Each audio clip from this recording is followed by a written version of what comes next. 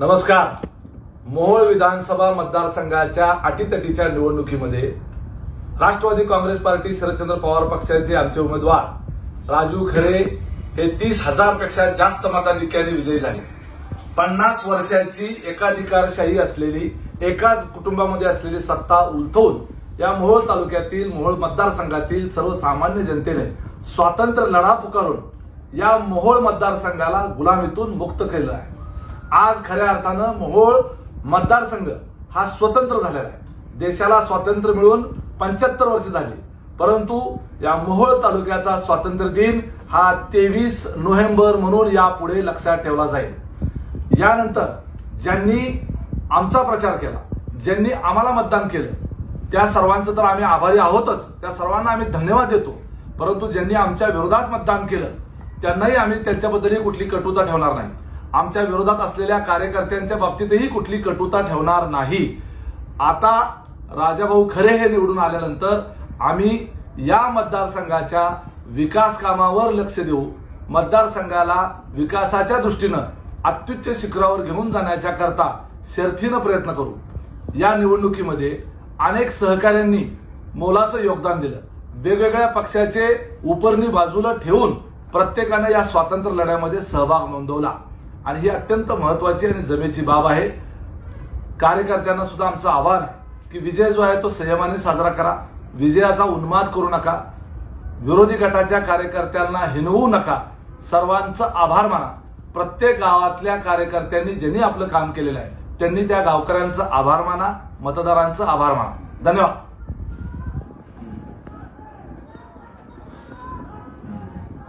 मोहोळ मतदारसंघातील 12 बलुतेदार व दादागिरी, झुंडशाही, हुकुमशाही, तानाशाहीच्या विरोधात गेली 30-40 वर्ष झगडणाऱ्या जनतेचा हा विजय आहे. मोहोळमध्ये यापुढे कायद्याचं राज्य चालेल, मालकशाही संपवून मोहोळच्या जनतेनं लोकशाही काय असते ते 23 नोव्हेंबर 2024ला विधानसभेच्या निकालातून दाखवून दिलेलं आहे. या निवडणुकीमध्ये राष्ट्रवादी काँग्रेस पक्ष शरदचंद्र पवार, शिवसेना उद्धवसाहेब, शिवसेनेचे आमचे चरणराजे चौरे, काँग्रेस पक्षाचे सर्व कार्यकर्ते, रिपब्लिकन पक्षाचे सर्व कार्यकर्ते, जकराया कारखान्याचे चेअरमन जाधव साहेब, भीमा परिवार, अनेक माझ्या आमदारात मदत केलेले माझे मित्रमंडळी, या मोहोळ मतदारसंघातील तमाम जनता, मायबाप जनता, या सगळ्यांचा हा विजय आहे. यापुढे मोहोळ मतदारसंघाच्या विकासासाठी जे काही प्रयत्न करायचे ते येत्या 5 वर्षामध्ये प्रयत्न केले जातील. हा मतदारसंघ गेली 30-35 वर्ष एकाच घराच्या हातामध्ये सत्ता असल्या कारणानं इथं लोकशाही नव्हती तर हुकुमशाही होती आणि ठराविक भागाचा विकास झाला. परंतु मी आज निवडून आल्यानंतर मोहोळच्या जनतेला आश्वासित करतो, मोहोळ शहर, मोहोळचा ग्रामीण भाग जो अविकसित आहे त्याला विकसित करण्यासाठी शर्थीचे प्रयत्न केले जातील.